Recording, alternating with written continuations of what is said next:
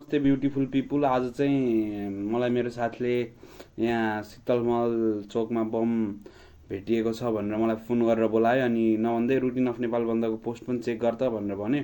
अनि नभन्दै मैले होइन रुटिन अफ नेपाल बन्दको पोस्ट ठ्याक्कै चेक गर्नुको साथसाथै ठ्याक्कै हो रहेछ कि गाइज बम फेला पऱ्यो भनेर गएको त गाइज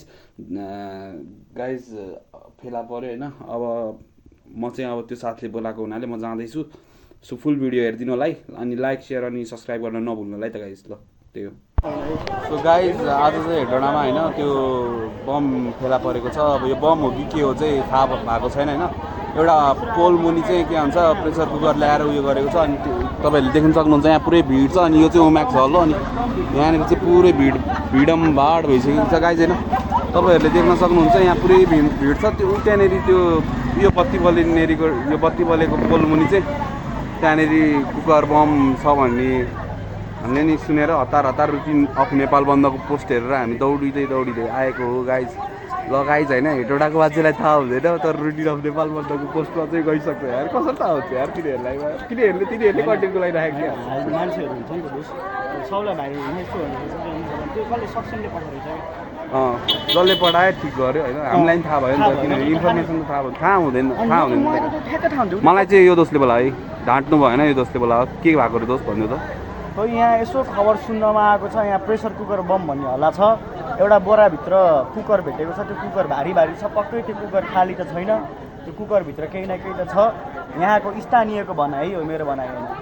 यहाँ सबै भिडमभाड भइसकेको छ। अहिलेको माहौल भनेको एकदमै डर त्रासको माहौल भएको छ यता होइन। सो गाइज अनि म चाहिँ हतार अनि यसरी भिडियो बनाउँदै अनि यसो कन्टेन्ट पनि हुन्छ। अनि त्यो हो बम पनि भेटिया रहेछ भनेर बम कस्तो हुँदो रहेछ भनेर नि हेर्न मिल्छ भनेर आइदिएको होइन। जोक गरेको होइन तर जोक जस्तो नि भयो होला होइन। त्यही हो। लाइक सेयर सब्सक्राइब गर्नु चाहिँ होइन साँच्चीकै हो है। जोक चाहिँ होइन मान्छेको भिड यहाँ यो त यहाँ मात्र हो। अब यो एक साइड यता भयो अर्को साइड उता भयो। उतापट्टि साइडबाट नि मान्छेहरूले हेरेर राखन् यतापट्टि पनि मान्छेहरूले हेरेर राखन् होइन। उतापट्टि चाहिँ अलि मेन चोक हो। यो चाहिँ अलि भित्र भएर यताको मान्छे चाहिँ अलि गाउँले मान्छेहरू हो। उतापट्टि चाहिँ अलिक बजारकै मान्छेहरू पनि हिडुल गर्ने अवस्था भएर त्यो ठाउँ हो भनेपछि यहाँ एकदमै भिड छ गाइज। एकदमै डर त्रासको माहौल भएको छ। त्यही हो गाइज। अहिले अब के हुन्छ म तपाईँहरूलाई चाहिँ फुल भिडियो देखाउँछु है त। अब फाइनली गाइज अब के भएपछि चाहिँ म तपाईँहरूलाई फुल भिडियो देखाउँछु है।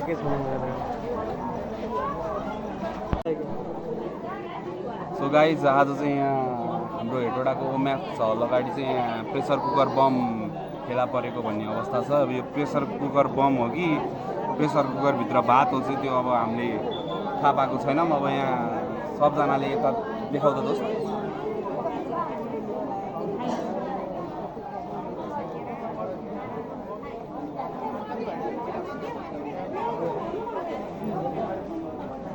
सो तपाईँहरूले देख्न सक्नुहुन्छ यता सबजना चाहिँ अब यहाँ त्यो कुकर बम हो कि भात हो भनेर चाहिँ हेर्नलाई एकदमै आत्रुस भएर यहाँ आइसकेका छन् भने पुलिसहरू नि आइसक्नु भएको छ होइन। अनि त्यही गाइज हामी पनि अब यहाँ होइन पुरै के हो भनेर होइन मनमा कौशलता उयो राख्दै अब हामी पनि यहाँ आएको छौँ होइन।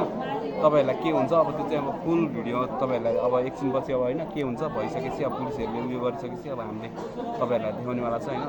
सो हेरिदिनु होला। लाइक सेयर अनि सब्सक्राइब अनि कमेन्ट गर्न ल दर्शक पनि हेर्नुहोस् गाइज बम पड्किसकेको अवस्था छ होइन। एकदमै डर त्रासको अवस्था छ। यहाँ बम पड्किसकेको छ गाइज होइन। एकदमै बम पड्केको अवस्था छ। म त माया कस्तो तर्स्या दोस्त म त यार झस्याङ्गै भयो यार। ओइ बमै रहेछ गाइज यार। बमै रहेछ आलु बम जस्तै लाग्यो यार मलाई त म्यान।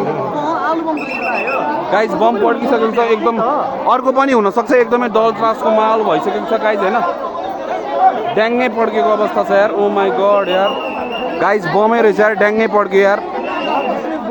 ठिस भइरहेको हेर्नुहोस् त गाइज यहाँनिर बम पड्किसकेको अवस्थामा चाहिँ यहाँ सबजनाले पछाडि हिँड्नुहोस् भनेर भनिसक्नु भएको छ भने सबजना यहाँ डर त्रासको माहौल भएर पछाडि गइरहेको छन् भने हामी पनि यसरी पछाडि गइरहेको छौँ। सो गाइज एकदम बम पड्किसकेको अवस्था छ। सबले यहाँ बम पड्क्यो। म चाहिँ हेलमेट लाउँछु है। हेलमेट लाउँछु है गाइज। हेलमेट सबजना पछाडि भएको छ। अनि गाइज बम पड्किसकेको छ है गाइज। लिटरली बम पड्किसकेको छ। सो गाइज यहाँ बम पड्किसकेको अवस्था छ होइन। हामीले चाहिँ ख्यालमा बम हो कि भात हो भन्दै बसेको। गाइज बम चाहिँ आलु बम जसरी पड्क्यो होइन, सानो सरले पड्क्यो, बम चाहिँ ठुलो सरले पड्किन्छ होइन, सानो सरले नै पड्कियो, अचम्म लाग्यो होइन। तर केही होइन गाइज, बम भने बम हो होइन। सबैजना सुरक्षित भएर बस्नुपर्छ। त्यसैले पुलिसहरूले नि अलि यता हामीलाई हामी अलि अगाडि थियौँ, अहिले चाहिँ अलि पछाडि पड्किसकेको अवस्थापछि चाहिँ हामीलाई अलिक पछाडि सर्नु भनेर आदेश आएपछि हामी अलिक पछाडि सरेको छौँ। अनि सबैजना अहिले हामी चाहिँ ठ्याक्कै उमेक्स हलको गेट अगाडि आइपुगेको छौँ।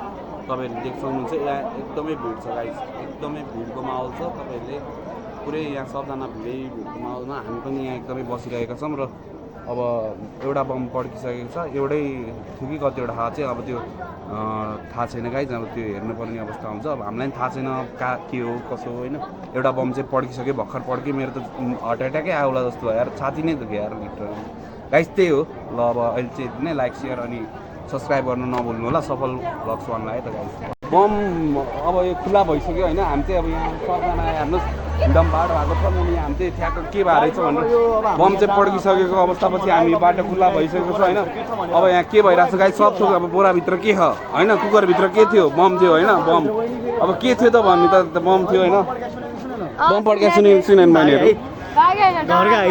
डराएको पो यहाँनिर कहाँनिर यहीँ हो कि कहाँनिर पड्क्यो दोस्त, यही कुकरनिर पड्क्यो होइन, यहीँ पड्क्यो हो कि कहाँ पड्क्यो, यो के हो म्या, यही हो कि भट्टारा होइन पो रहेछ यार गाइज। सबजना मान्छेहरू त guys literally oh my God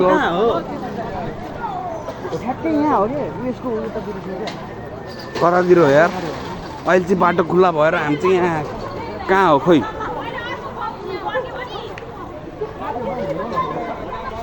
अर्को बम पड्क्यो भने के हुन्छ भनेर भनिरहनु भएको छ यहाँ आन्टीहरूले फेरि होइन। लिटरली गाइज हामी चाहिँ कहाँ हो,